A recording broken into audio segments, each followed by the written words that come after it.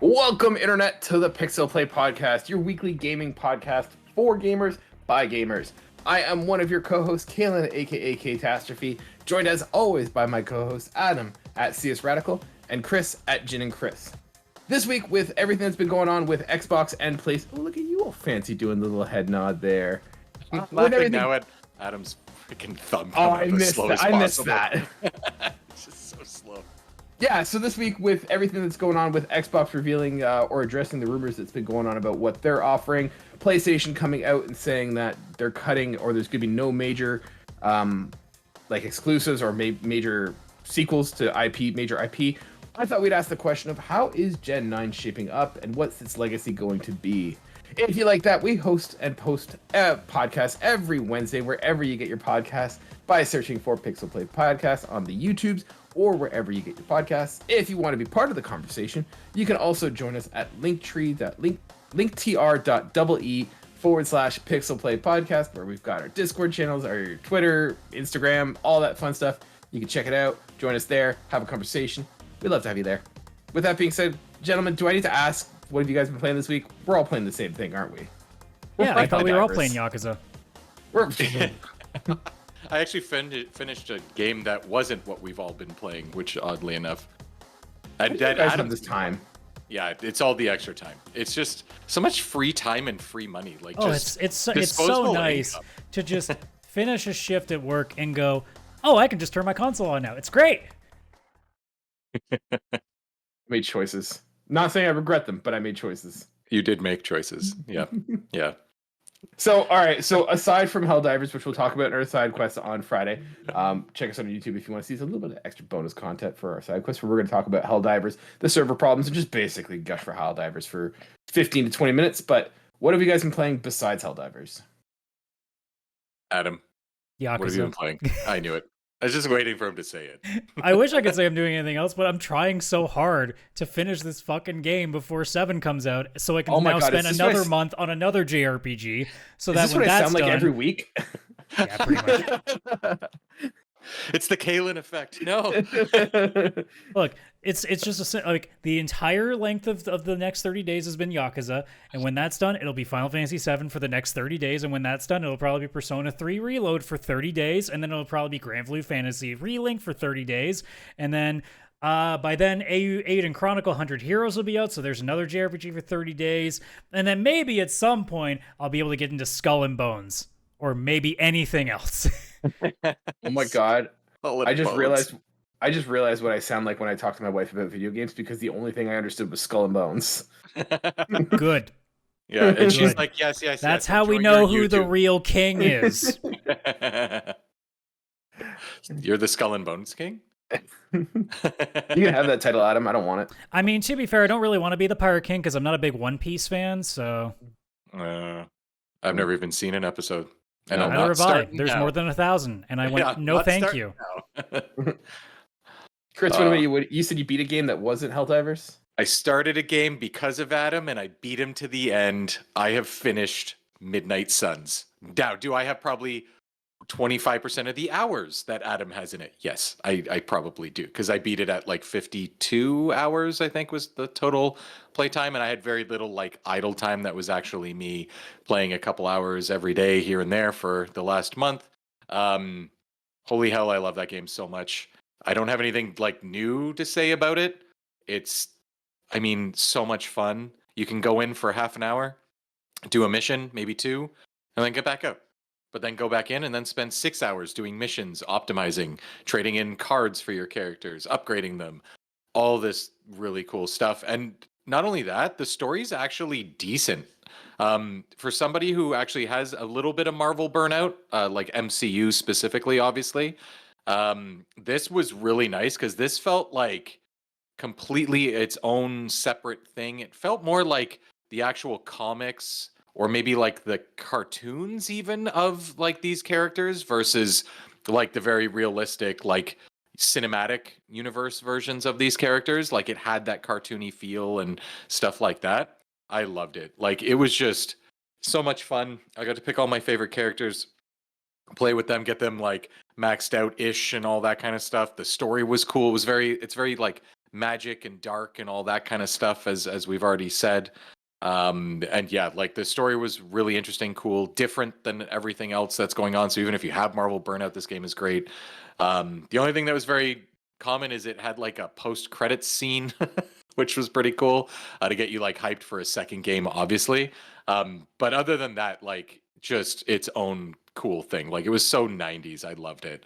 Yeah, well, and it goes to show too how, like, again, like, as we talked about it with other franchises where it's like, why is it the same 3 types of games? Like Star Wars, for example, is basically the same 3 types of games over and over again.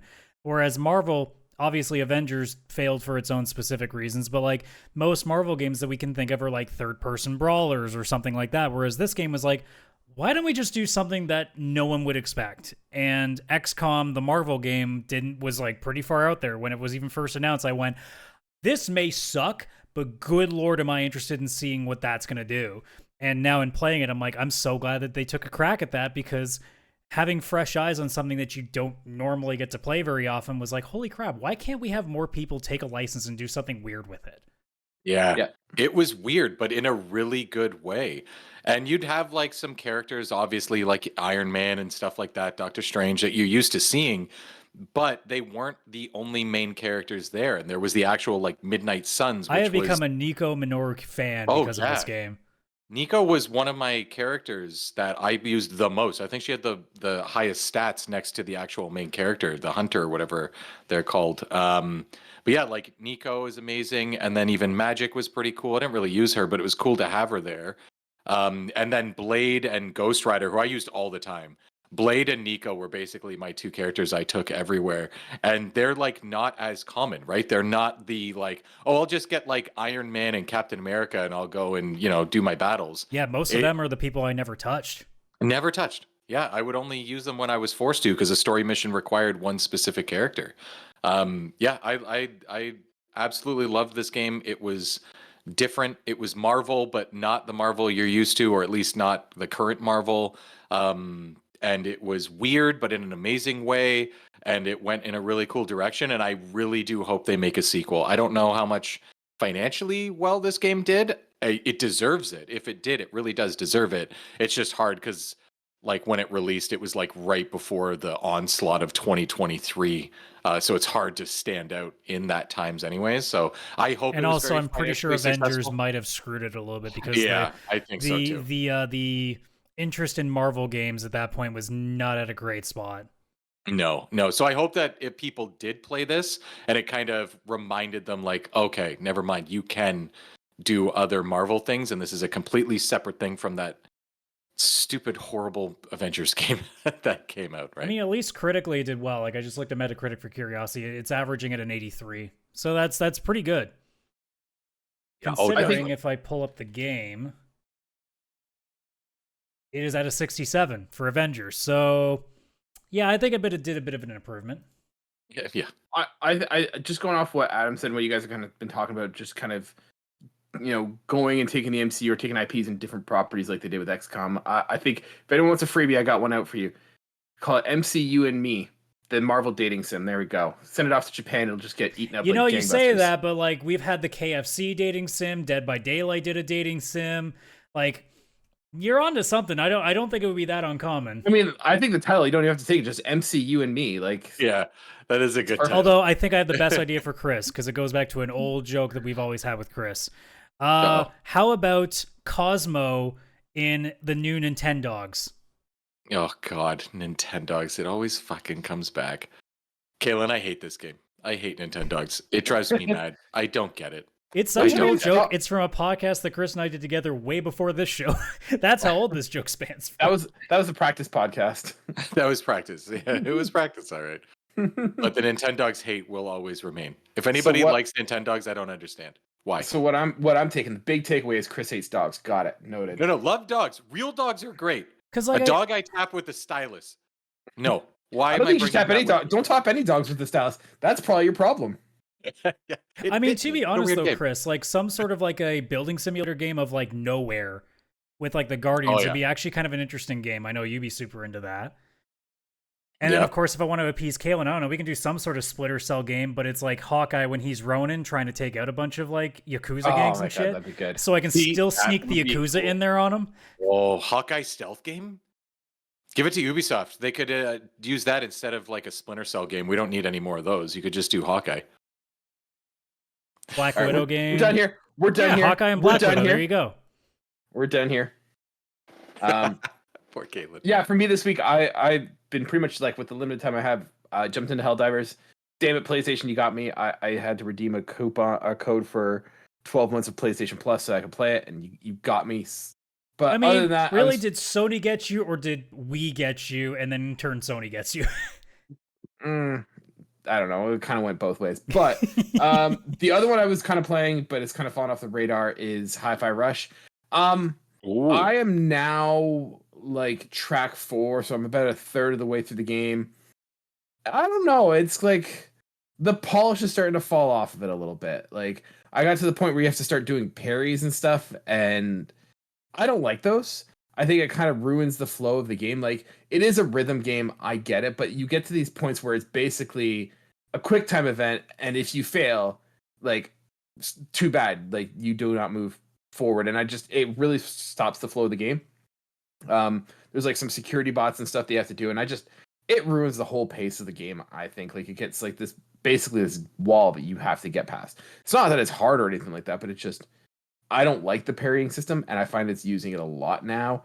And so like gameplay wise, it's not terrible, but it's starting to already overstay its welcome a little bit. And like I said, I'm a third of the way through the game. The game is hilarious. Like it is aesthetically amazing. It is a hilarious game. I love the characters, but I don't know, the gameplay loop and the gameplay is very shallow, and it's starting to like I'm starting to get hit with like waves every once in a while that just kind of stop the fun I'm having. So I don't know if that was the experience you guys had with it, if like it's going to get better, but I was getting to the point where I'm like, I'm not having fun, and PlayStation's like, hey, where are you going? Come back here. I've got Helldivers, and I'm like, okay.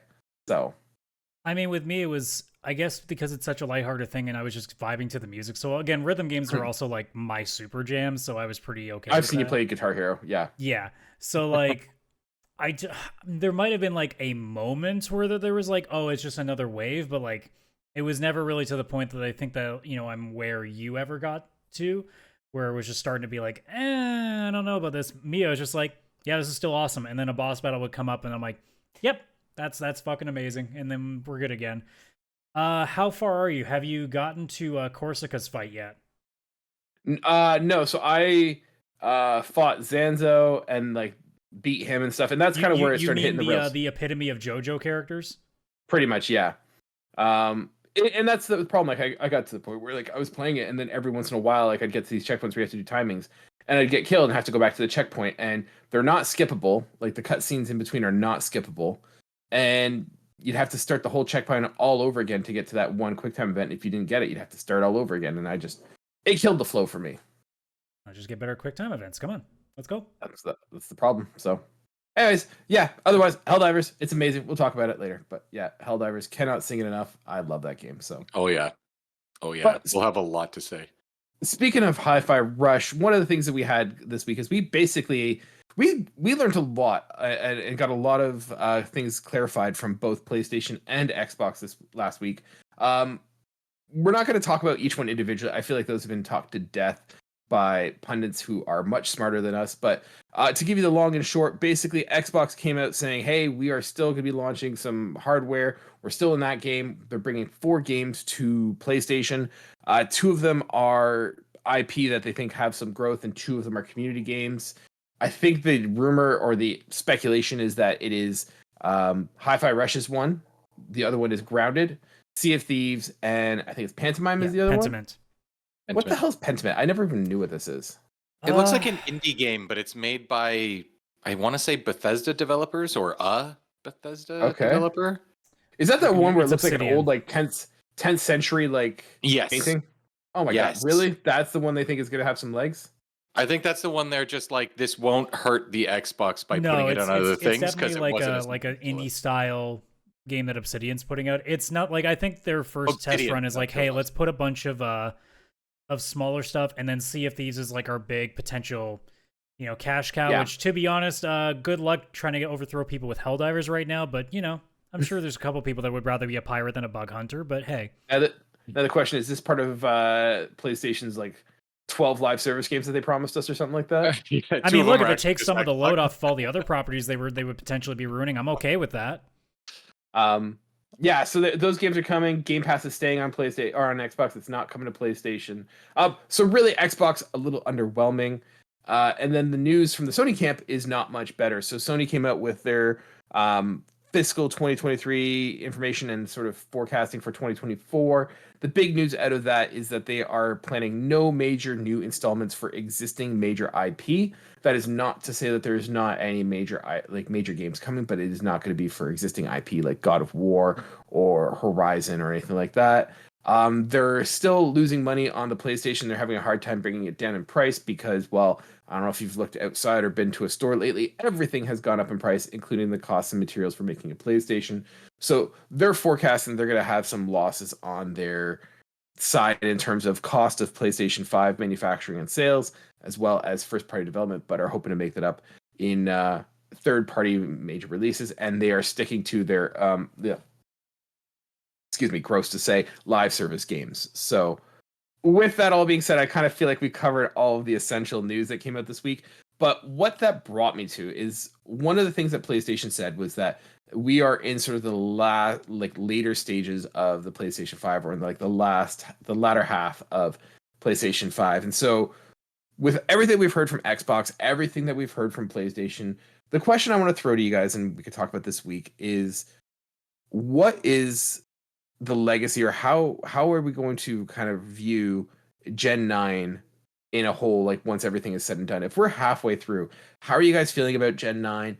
How do you think overall it's been doing, and what do you think it's going to look like when it finishes? It's a tough question to answer, right? Because, I mean, we've said it many times in the early parts of the show when we were talking about how like quiet things were for such a long time. It's hard to really rate how this generation is because, to be completely honest, 2 of these years were almost devoid of games because, well, the fucking planet shut down. So, if we take like the average lifespan of a console being 6 years, and we're already over 3 years, because I think it's November 2020 that the PS5, if we just take that as the example, came out. We're already over 3 years. So if we're using that 6-year lifespan, we're getting already pretty close. We're looking at 2027 pretty much at this point for the next generation, if that holds. Like right now, like if you put, the gun to my head, I'd be like, it's been great, like, but this year is really what's carried most of it.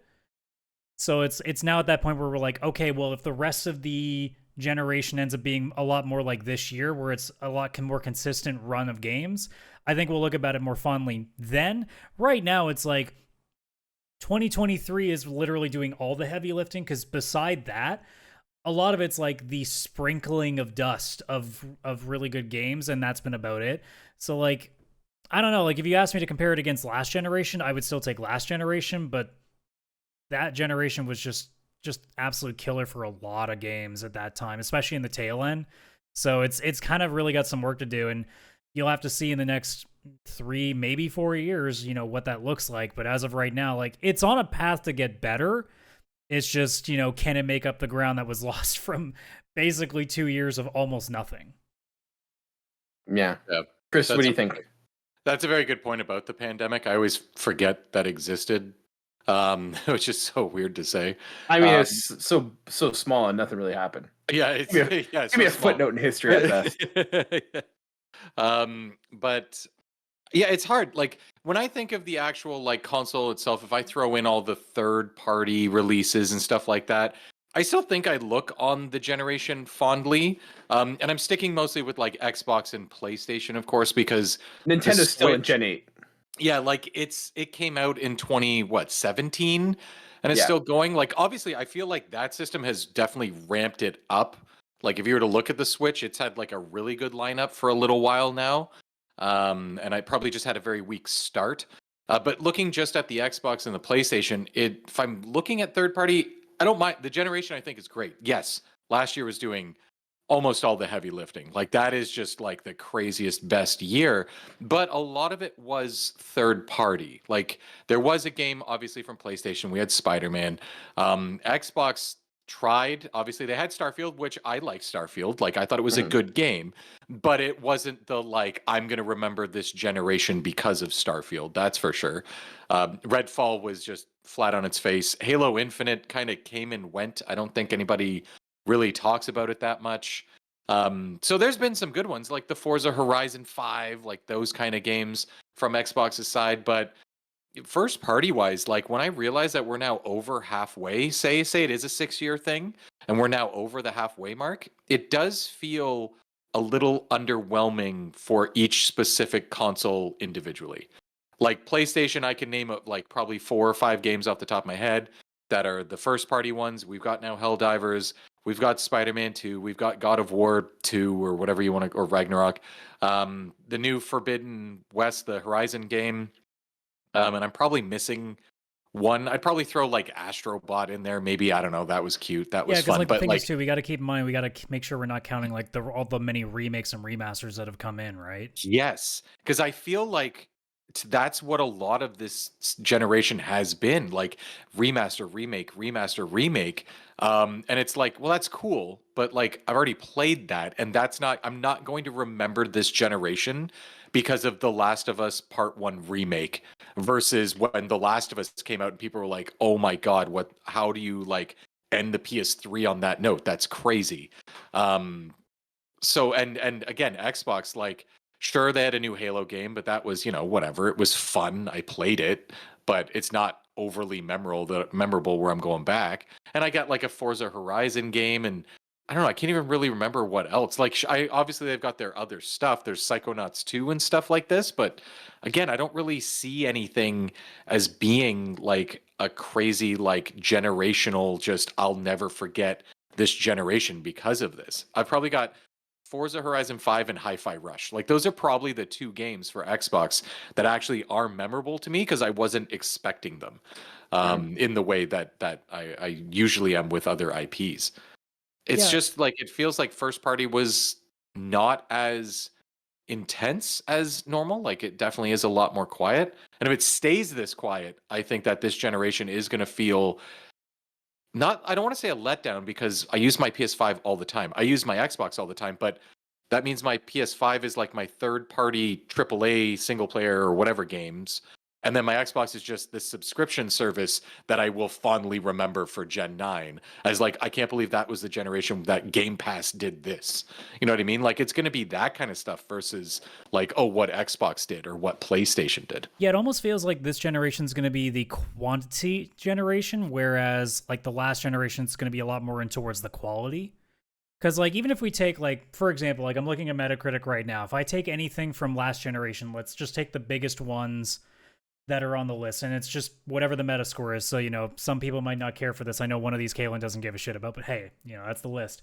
But like Red Dead Redemption 2, huge game when it came out. Persona 5 Royal, one of the biggest JRPGs that came out in the last little while.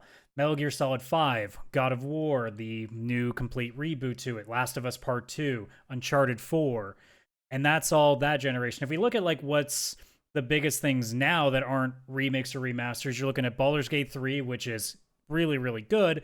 Elden Ring, which did really, really well. But after that, you've got God of War Ragnarok, sequel. You've got Like a Dragon Infinite, sequel. You got Forza Horizon 5, sequel.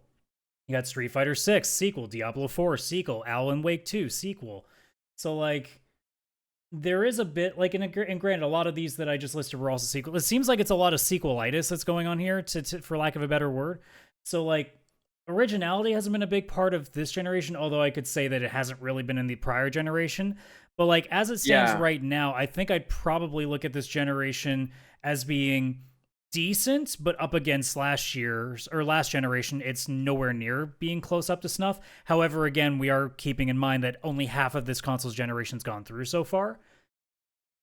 Yeah, I think there's like an issue though to be said. Like, I don't even think it's a quantity issue. Like, I don't think we have a lot of games for where we're at with this system. Like, I think of PlayStation exclusives, and like the ones that come to mind are like there is Horizon Forbidden West, God of War. I mean, Final Fantasy 16, I guess, is a big one. We got like those are really the only, like, am I missing any of the big PlayStation Spider-Man? exclusive? Spider-Man 2, thank you. Yeah, I Like- mean, I guess if we're looking at exclusive though, it almost feels like this generation seems to be the point where like exclusives aren't necessarily the du jour anymore. Yeah, and I feel like that's a shame from both sides, because PlayStation has made its bread and butter on, hey, we are the AAA exclusive machine, and they're not quite delivering on that promise. I mean, I'd still say they are, but like not to the extent that I think we hope they would continue to. But Yeah. also Think now about that we know, for example, that we're not going to see any new like existing IP, major IP until at least after March 2025, that now has this opening where it's like, sure, there's room for something completely new to come in there and completely shock us and really hit the floor running. But like when you do the math, after a while, it's like there's not a lot else that they can really do. So really, it's going to be a lot of third-party games that are going to sell most of the year now. But if you think about it, like, you think about the PlayStation 3 or even the PlayStation 4 generation, right? Like PlayStation 4, we got Last of Us Part 2, we got Uncharted 4. And did we, like, those are the two big ones from Naughty Dog in the span of the PlayStation 4 generation.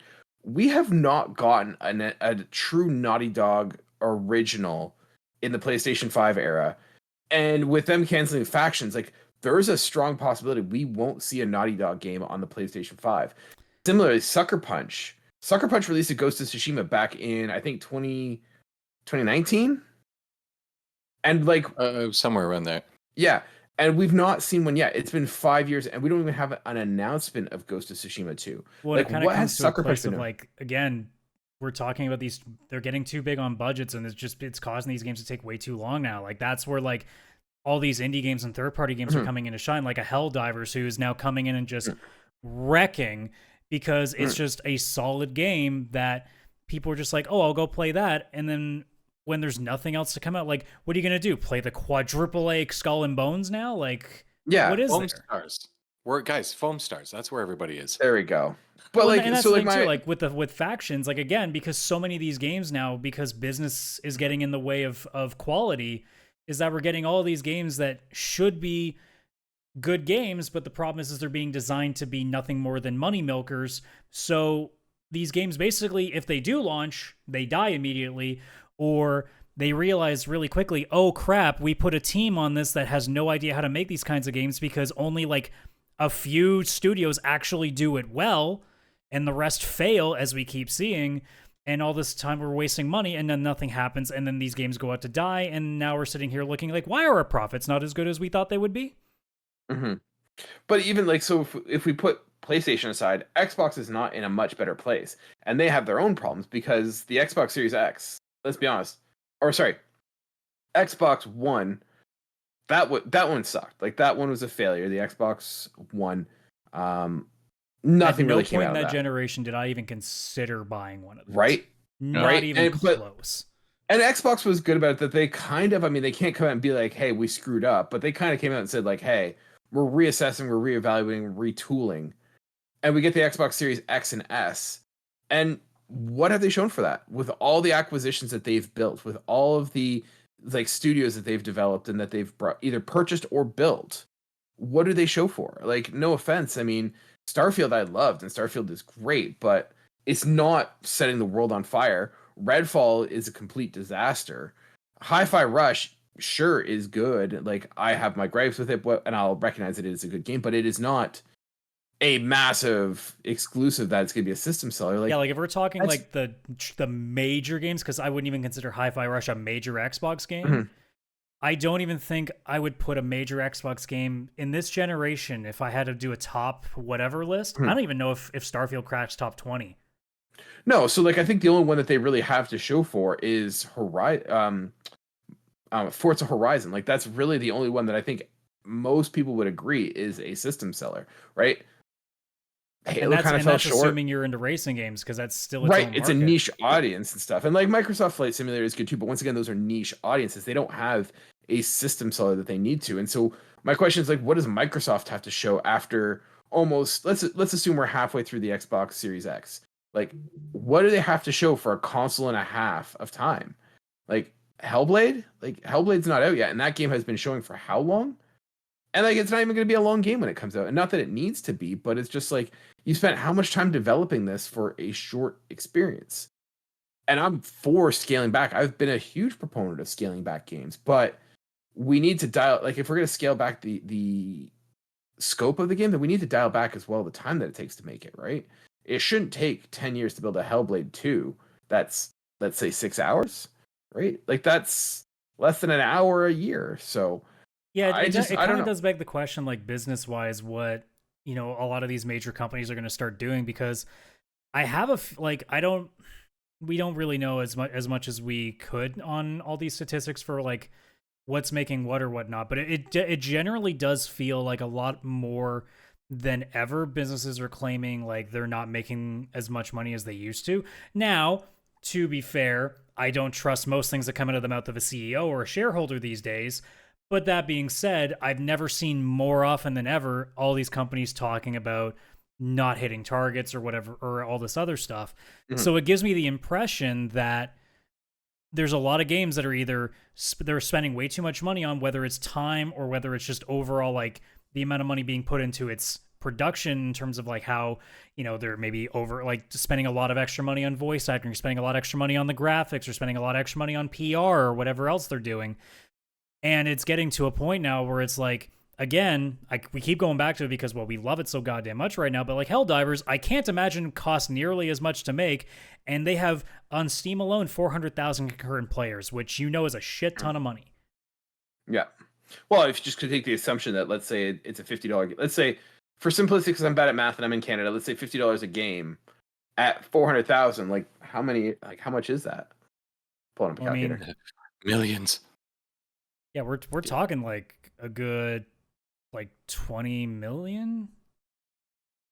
I think just shy. Oh, I'm thinking of, because I saw this stat before and it was like taking Helldivers. 30%. Let's say Helldivers, pure revenue, not profit. Like if they sold, wait, that doesn't make any sense. That's wrong. Give me a second. Do you even calculate, bro? Apparently not. So let's say we're just going with Steam users. Let's say we're $50 a pop at 400,000 units. That's $20 million right there, right? And that's not including PlayStation sales, right? And like, so do we think that game even cost $20 million to make? I really doubt that. So like on Steam alone, I would imagine they've made a profit, and that's not even counting all its PlayStation sales, which we don't really get to see numerically because that's not really a stat that we can track, I don't think. So like, even if you assume it's the same, so that's 800,000, and like just because it says 400 concurrent on Steam doesn't mean it's only 400 people that have bought it. You can guarantee at this point, I think, that over 1 million people have bought this game. So I think they've done very well with that, and that game in no way could have like cost nearly as much as like what most games are these days. Now, granted, not every game is going to be a smaller developed game that does 1 million buys. But that being said, not every game also needs to be 3-digit million games, right? Like, there's so many games now that are coming out where it's like, I like this game to death, but there's no way this needed to cost as much as it does now. Like, there needs to be something that changes. Well, I think one of the things is like if like Spider-Man 2 supposedly had a budget of $300 million to make. And no offense, does that seem like a $300,000 game? Like, I liked 300 million?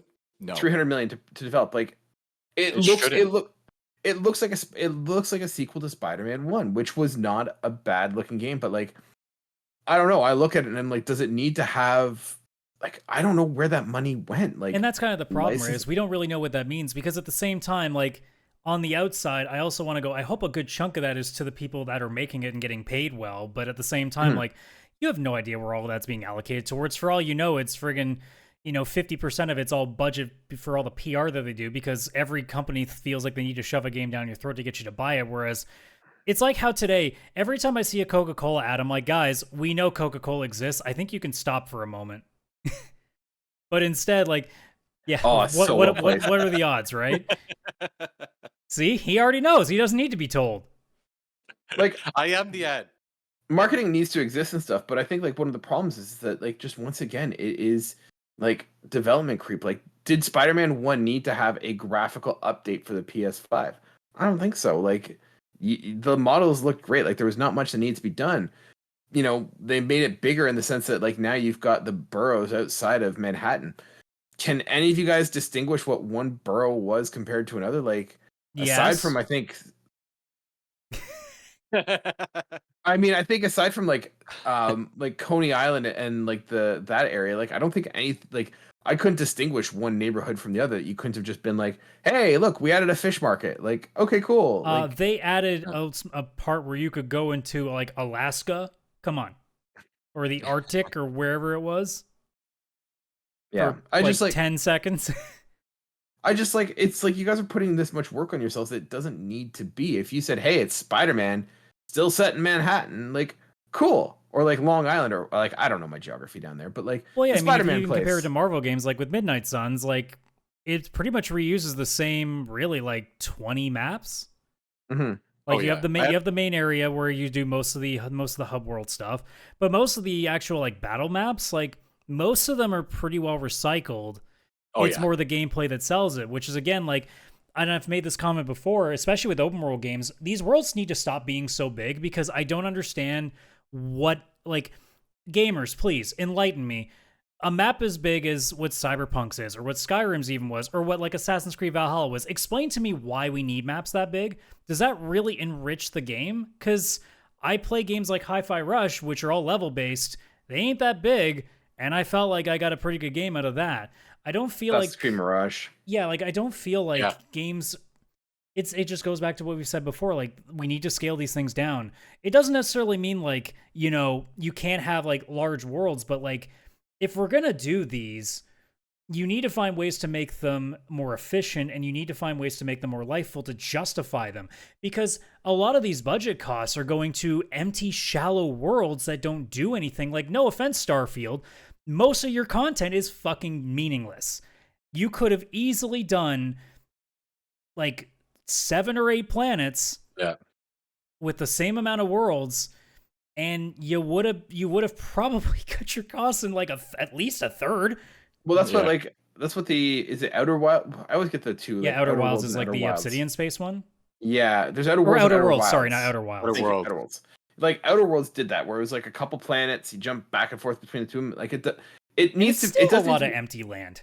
It doesn't need to be a solar. It doesn't need to be it doesn't need to be a galaxy. It needs to be a solar system. That's what it is, right? Like.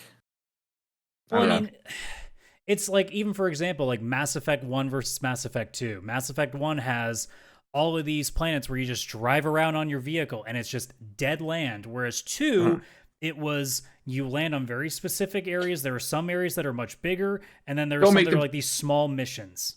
I was gonna say, don't make the argument that the probing of the planets was a better experience. No, but like that wasn't like that probably didn't cost nearly as much money as all of these shallow, empty planets did. So agreed.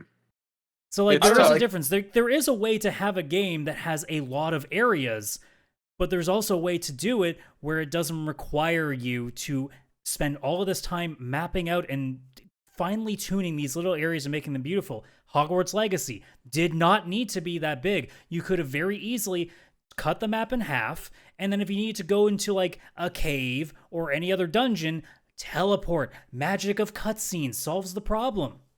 You literally have magic in your game. It's Hogwarts. Yeah, it's literally magic. Just use it. Oh, flu powder. I'm there. Crazy.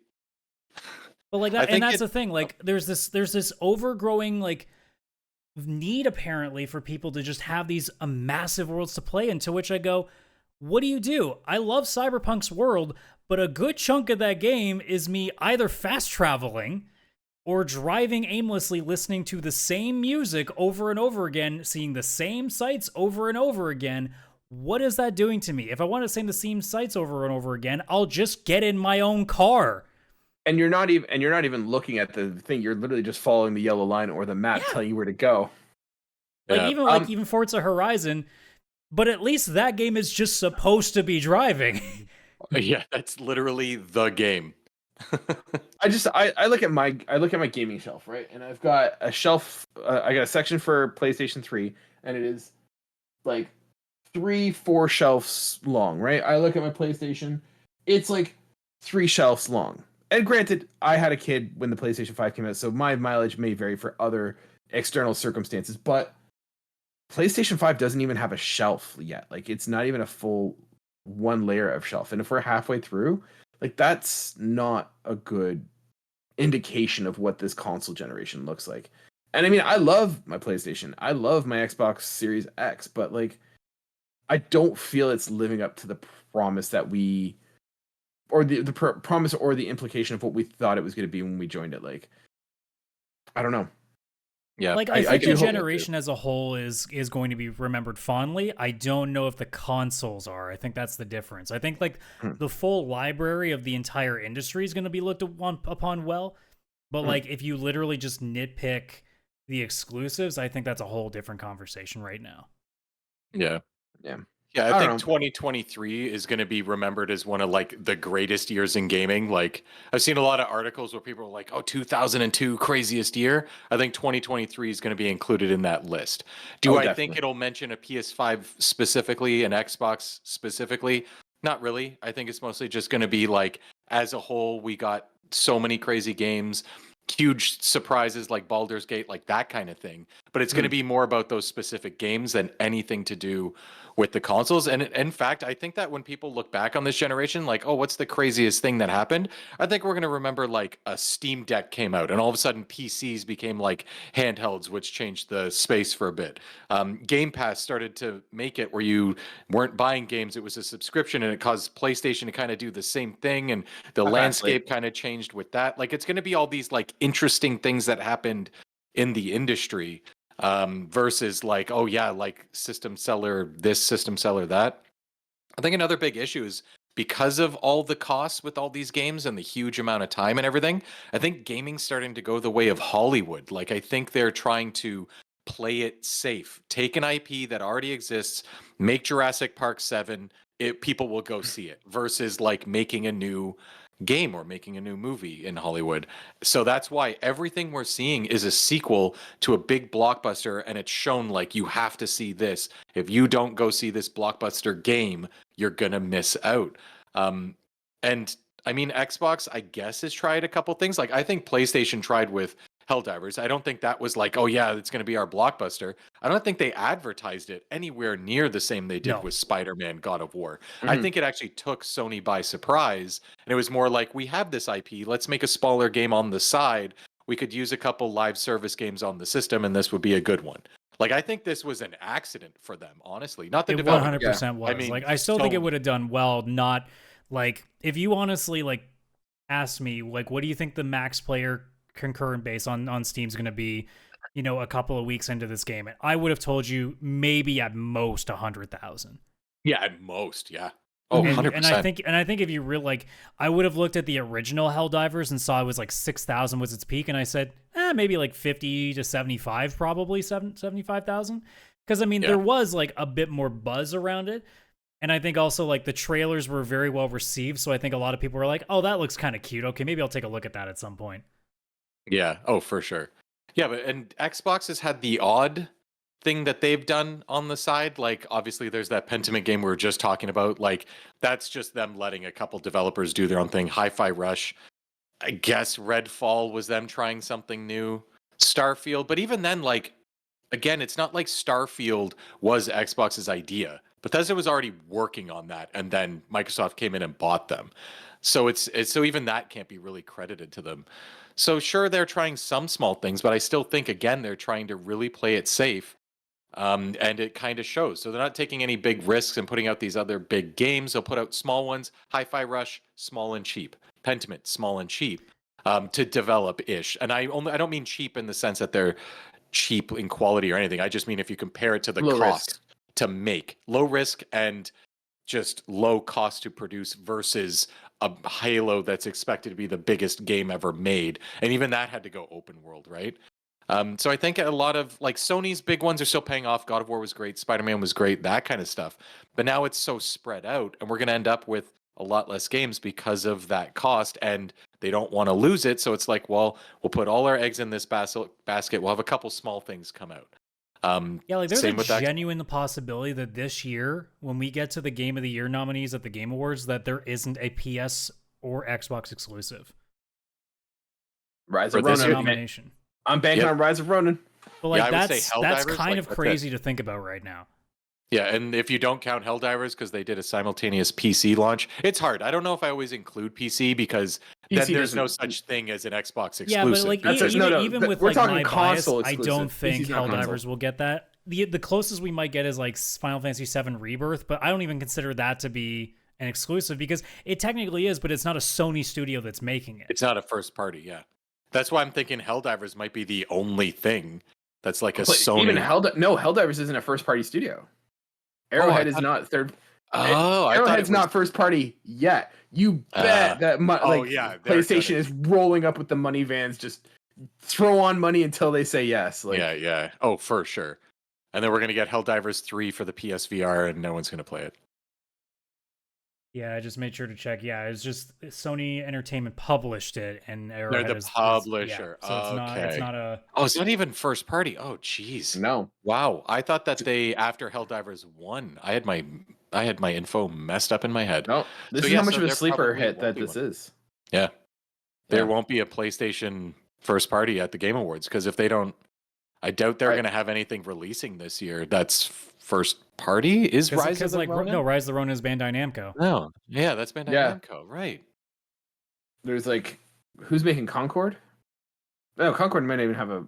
Like, there's Marathon, there's Concord, but I don't think those have 2024 release dates. No, like I mean, I guess like with Microsoft, like their best shot, assuming it's coming out this year, is Hellblade, and I don't know if that'll do it, but I mean, it might be the only one they have that's just released. Hellblade will get like art and stuff, like best art direction or something like that.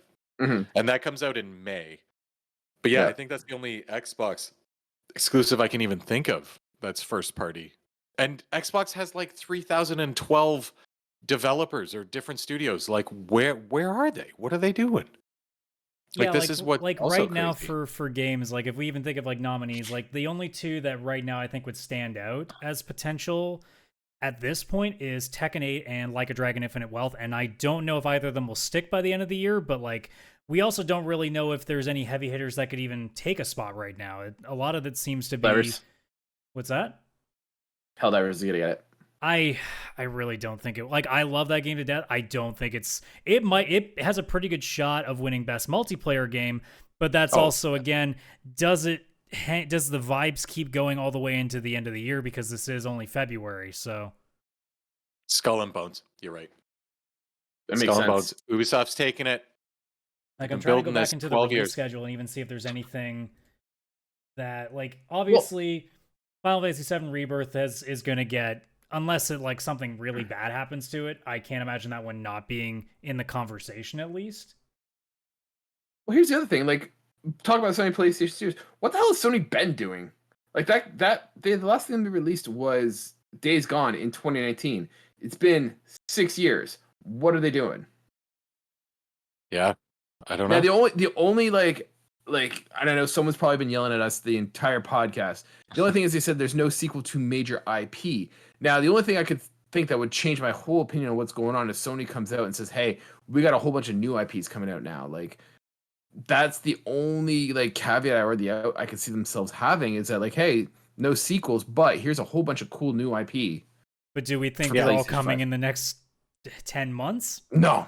Or more like 9, because let's be honest, most games that come out in December aren't going to be high quality. So really, we've got another like really 8 months at this point now, almost. Now, the only caveat I also have is they're saying like the PlayStation 5 is in its like latter half.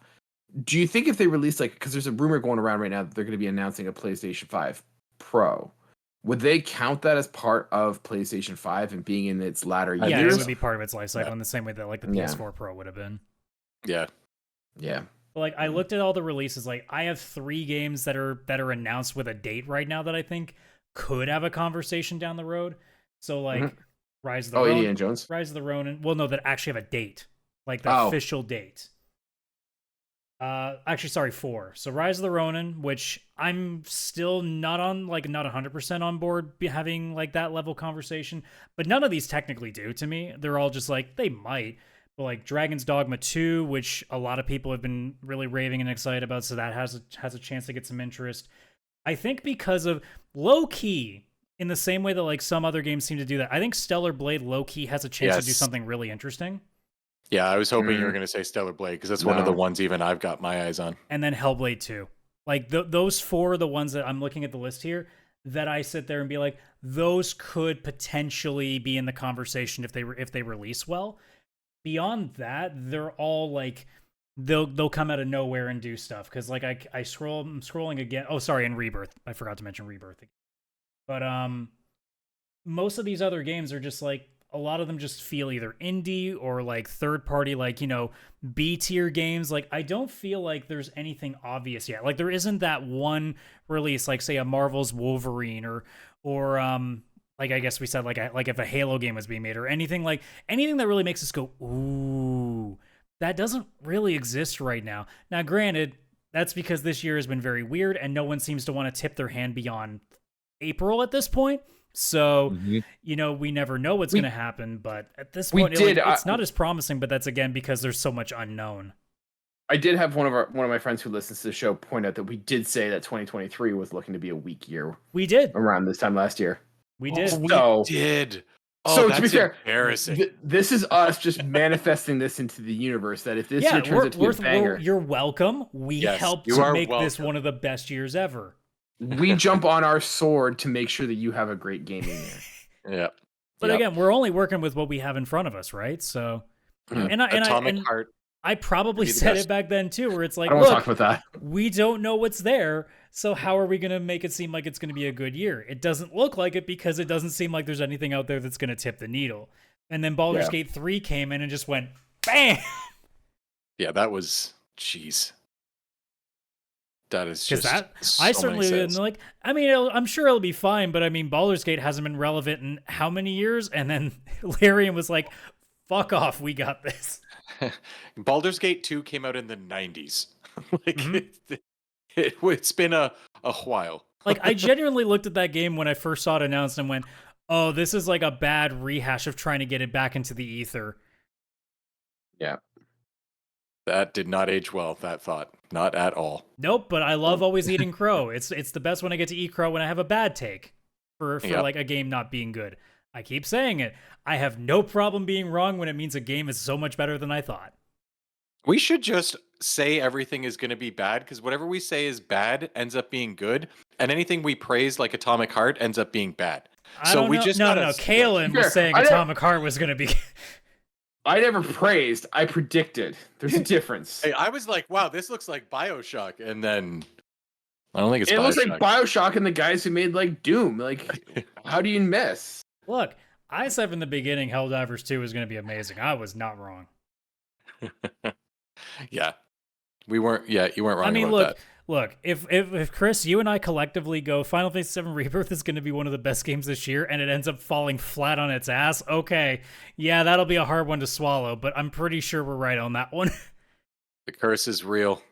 Curse is real. But to be fair, we've talked shit about a lot of games. Has Skull and Bones done anything really good rating-wise? I think that one we were right on. I think it's just there. I don't even know if it's awful or it's just like... Well, it's a 63 on Metacritic, so I'm going to go on a limb and saying it's not good. No, yeah, that's not good. Yeah. Anyways, we'll have to see how this console generation plays out. So hopefully, hoping for the best, but we'll have to see how it goes. Yeah, I mean, we've got plenty of time. Like, there's at least 3 years to go. Like, I'm pretty sure, like, maybe this year is not going to be, like, the, like, super exclusive hype train that, you know, again, E3's gone, so we're not really going to see that anymore anyway. But, I don't know, 2025, if they're saving a lot of stuff for next year, I don't know, that might mean next year might be another 2023 with how much might be coming out. Who knows? Yeah, 2025 here might be a banger. But you know what's not a banger, or what's a banger right now? This podcast. So thank you so much, ladies and gentlemen, for checking us out. If you like that, you want to hear more, we've got new episodes every Wednesday at 12 p.m. Eastern Standard Time. We also do a weekly bonus show on our YouTube channel if you want to check that out. If you're listening to us and you haven't subscribed, what the hell are you doing? Go on, stop what you're doing. Put your kid down, like stop the dog. Yeah, you see, Chris is tapping the. I can't stop what I'm doing because then the show will stop recording. Well, you're fine. I'm not talking to you. Wait, have you not subscribed yet? Damn it, Adam! It's like, wait a minute. Anyways, ladies and gentlemen, subscribe if you haven't. If you have, one thing you can do is leave a comment, leave a like. I don't know how it helps the algorithm, but it does. Just get us out there. We really appreciate it. We appreciate you for listening to us. And with that, we'll see you guys next week. Bye for now.